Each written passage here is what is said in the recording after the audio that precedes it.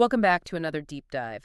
Today, we're going to cut through the noise, pulling out the really important AI innovations from a Daily Chronicle dated August 19th, 2025. Yeah, and our mission, like always, is to grab those key nuggets of knowledge, give Yeah. you that shortcut to, being really clued in on the absolute latest in AI. Exactly. And we've got quite a mix of sources today. We're looking at how AI is hitting everything, really, from global economics, geopolitics. All the way down to the tools we're using every day for work, for play. Yeah. Get ready for some pretty surprising facts and some insights that connect the dots. Okay, let's jump right in then. First up, AI's global reach. We're seeing new markets open up, some really strategic moves happening. Let's start with OpenAI in India. Right. So they've launched a new subscription plan, ChatGPT Jo. It's $399 a month. Which is way cheaper than the Plus plan, right? That was around 2,000. Massively cheaper, yeah. $1,999 for Plus. So this is a big drop. And what do users get for that lower price? Well, quite a bit, actually. 10 times more messages compared to free users, plus image generation, file uploads. Okay. And, crucially, they've integrated it with India's UPI framework. That's their unified payments interface. Super popular, makes paying really easy for millions there. That's smart. Smooths the whole process. Totally. And the key thing here is why India, it's their second biggest market. They're using it as a test bed, basically. Yeah. Gather feedback on this lower cost model. Before maybe rolling it out elsewhere. Exactly. See how it lands, learn from it. It's a very strategic pilot. So what this really means for you listening, it's not just a simple price change. No, not at all. It feels like a blueprint, doesn't it? How Yeah. AI companies might tailor offerings for these huge emerging markets could really change the game for global accessibility. Absolutely. It sets a potential precedent. Hyper-localized, cost-effective. It could speed up adoption significantly. Okay, so from market strategy, let's shift gears to something, well, even more fundamental, the AI chips. The competition there is just intense. Oh, absolutely. High stakes doesn't even begin to cover it. And Nvidia is apparently developing a new chip just for China, codename B30A. That's the one, B30A. The interesting thing is it's designed to be half as powerful as their top-tier B300 Blackwell GPU. Half as powerful, but still stronger than what they can currently sell into China, right? Precisely. Yep. Still a step up from current export restrictions. And the design's different, too. It's a single-die chip. Okay, what does single die mean in practice? Basically, the main processing unit is on one piece of silicon, not two like the B300. Potentially cheaper, easier to produce for specific needs. It still supports things like fast data transmission and VLink. Which is important for connecting multiple GPUs. Crucial, yeah. And high bandwidth memory, cutting that data moving fast. The goal is clear. Compete directly with Chinese rivals like Huawei. But they still need government approval, right? Even with relaxed rules. Oh, yeah, that's still the big question mark. Yeah. Approval is definitely not guaranteed. Wow. Okay, so the chip race is definitely heating up.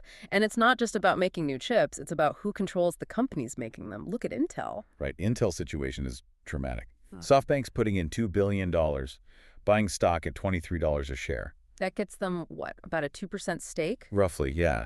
Around 87 million shares at 2% stake. Yeah. But then, get this. There's more. Oh, yeah. The Trump administration is reportedly talking about converting like $10 billion in GPS Act money. The government funding for domestic chip manufacturing. Exactly. Converting that into a 10% equity stake in Intel. Wow. That would make the U.S. government potentially Intel's largest shareholder. Potentially, yes. Yes. Audacious is the word. It certainly sounds like a lifeline for Intel. But, I mean, are there risks here? The government taking such a big stake in a private tech company? That's the million-dollar question, isn't it? Or maybe the $10 billion question here. You have to look at the context. Intel's struggling pretty badly.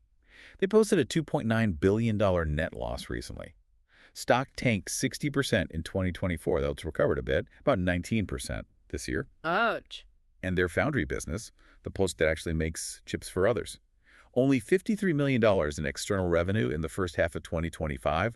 No major customer contracts announced. Yikes. And didn't their CEO have some issues too? Yeah. Lip-Bu Tan met with Trump after there were calls for him to resign over alleged ties to China. So yeah, the risk is the government might be propping up a company that's, well, facing serious challenges. But the flip side is national security, right? That seems to be the driver. Absolutely. Intel is seen as critical. It's the only major U.S. company making the most advanced chips on U.S. soil. So this government stake, the idea is it helps fund that huge Ohio factory complex they're building, the one that's been delayed. That seems to be the plan. It's meant to be the world's largest chip-making facility.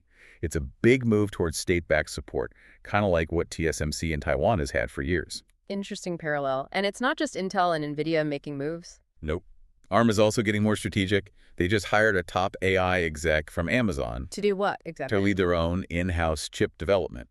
Signal seems pretty clear. They want to rely less on partners like Nvidia, speed up custom silicon designed specifically for AI. Makes sense. Everyone wants their own tailored AI hardware. Right. And speaking of Nvidia, again, just a quick related note. Hmm. They also released Nematron Nano 2. Nano 2, what are those? They're tiny reasoning models, like 9 to 12 billion parameters, much smaller than the giant models we usually talk about. So smaller, but still capable. Apparently very capable. Strong results, but running at like 6 times the speed. Yeah. Super efficient, great for running AI on devices directly, shows innovation isn't just about massive scale. Okay, so pulling all these chip developments together, what's the takeaway for you listening? I mean, the race for chip dominance is just accelerating like crazy. Governments, companies, they're all making huge strategic bets. Massive investments to secure their spot, their supply chains. It impacts everything, doesn't it? National security, sure, but also just the cost and availability of AI tools down the road. Exactly. It's a foundational battleground right now. Okay, so the foundation is shifting rapidly. How's that translating into, everyday experiences, the tools we actually use? Let's talk gaming. Yeah, AI is completely shaking up the gaming world. Google Cloud did some research. Over 90% of game developers are already using AI in their workflows. 90%, that's huge. What are they using it for? All sorts of things. Reducing repetitive tasks, obviously, but also driving innovation, making player experiences better. The survey found 47% use it for playtesting, 44% for generating code. Wow. And get this, 87% are actively using AI agents in their games for stuff like optimizing content on the fly, balancing gameplay dynamically, even generating parts of the game world procedurally. So if developers are leaning in this heavily, what does that mean for players? Are expectations changing? Oh, absolutely. Players are starting to demand smarter experiences. NPCs, non-player characters that actually learn and adapt, that's becoming the expectation. Makes the games feel way more alive. But it can't all be smooth sailing. Are there downsides or concerns? Definitely. The same survey showed developers are worried. 63% had concerns about data ownership rights when using AI, and 35% pointed to data privacy as a major issue. Understandable concerns. Yeah. But it's clear why gaming is such a hotbed for AI, isn't it? It needs real-time simulation, 3D models, dynamic sound, complex code. All things AI is getting really good at. Exactly. And that high adoption rate, it kind of suggests players ultimately care most about a great experience, Yeah. Less about exactly how it was made. Okay, from games to graphics. Let's talk image editing. Alibaba's Qwen team has released something new. Yeah, Qwen Image Edit, it's a big one. 20 billion parameter open source model designed specifically for editing images. And what makes it special? We've seen image generation explode, but editing. Right. Editing is lagged a bit behind generation. This model tackles both really precise pixel-level edits and bigger style changes. But here's the cool part. It keeps the original characters and objects intact. So you could, change the style of a background without messing up the person in the foreground. Exactly. Or rotate an object, apply a style transfer, edit just one specific area while leaving everything else alone. It even has built-in capabilities to edit text, Chinese, and English directly in the image without messing up fonts. Whoa, okay. That's pretty advanced, like fixing typos on a sign in a photo. Potentially, yeah. Or changing the text entirely. And you can stack edits, too. Do one change, then another, refining it with natural language prompts. They claim it's state-of-the-art, beating rivals like Seedream and FLUX on benchmarks. So why is this a big deal for you listening? Well, like we said, image generation got good fast. But powerful, easy-to-use AI editing is just starting to arrive. This Qwen model suggests that hurdle-making granular natural language edits is being overcome quickly. Opens up a lot of creative possibilities for everyone, not just pros. Totally. All right, next up, Grammarly. They're moving into academic AI. Yeah, they've launched 8 specialized AI agents specifically for students and educators. 8 agents. What's the standout? Probably the AI grader. It takes the assignment details, the grading rubric, and actually predicts the grade a paper might get. Predicts the grade. And does it offer suggestions? Oh yeah, that's the main point. Suggestions for improvement based on tone, structure. Whoa. It even tries to factor in what the instructor might prefer. Are there other features too? Yep. A reader reaction simulator tries to guess how a professor might respond to the arguments. And a citation finder. Interesting positioning. So they're not just trying to detect AI writing like some other tools. Right. They seem to be leaning away from just being a detector like GPT-0, which boasts 96% accuracy, or Turnitin flagging paraphrasing. Grammarly's framing it more as being a coach. A coach for responsible AI use, teaching students how to use it. Exactly. Betting that the future isn't about banning AI in education, but about teaching AI literacy and partnership. That feels like a significant shift, especially with those stats about students feeling unprepared for AI professionally. Right. Only 18% feel prepared, but two-thirds of employers want those skills. So Grammarly is trying to bridge that gap. It's a smart play for how learning might evolve. Definitely one to watch. And finally, in this section, a really big enterprise move, Oracle and GPT-5. Yeah, this is huge. Oracle has rolled out OpenAI's GPT-5 across its entire product suite. The whole suite, so like their databases, their business apps. Everything. Oracle Database, Fusion applications, their OCI cloud services.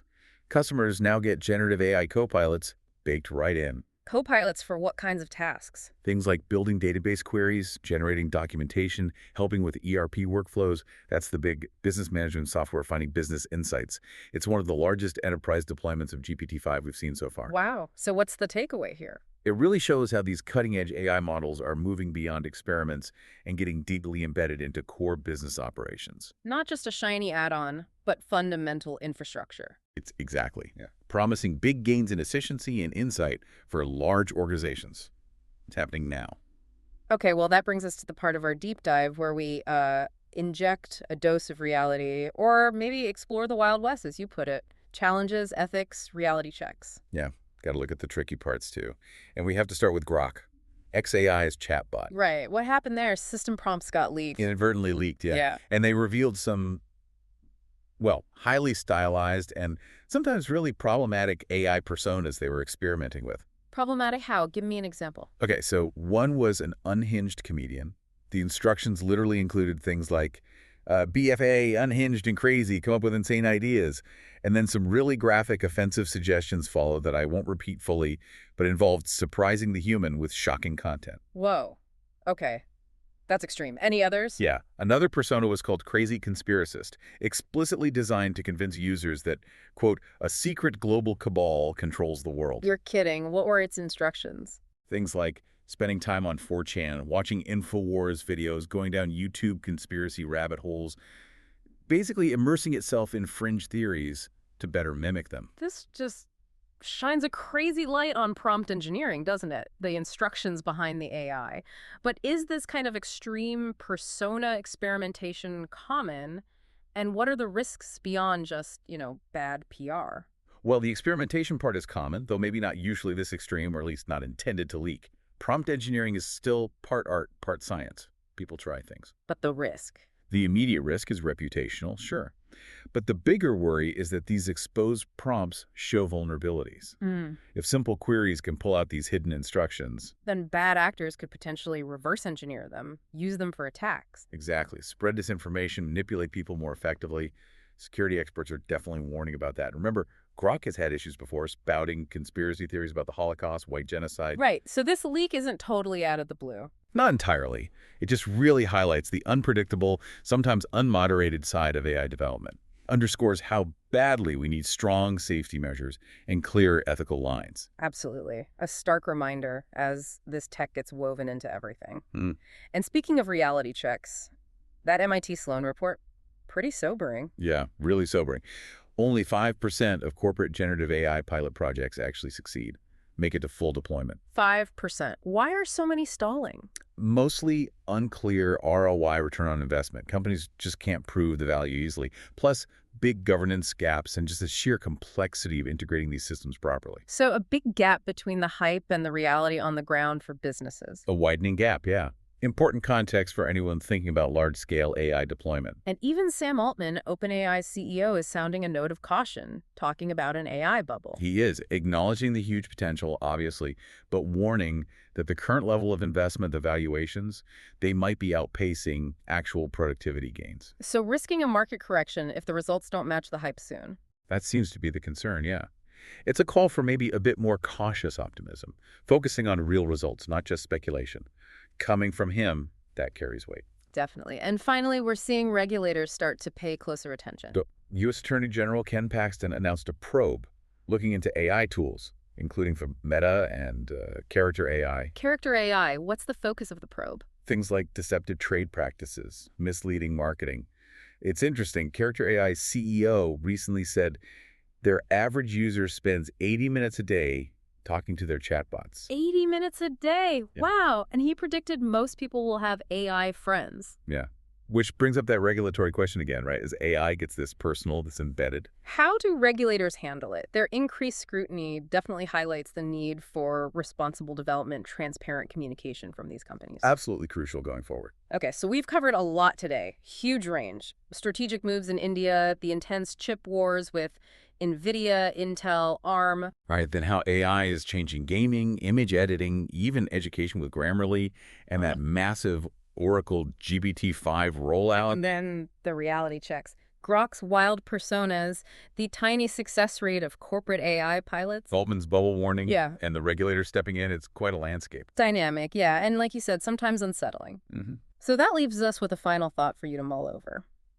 Given everything we've discussed, the speed of AI deployment, but also that stark 95% failure rate for corporate pilots, these revelations about unpredictable, ethically questionable AI personas, how much do we really understand and control this technology as it merges with our lives? What does it actually mean when this wild west of prompt engineering, with all its hidden complexities and potential dangers, is so deeply tied to our future? And how do we make sure that this race for speed, for adoption, doesn't sideline the critical need for understanding and responsible development?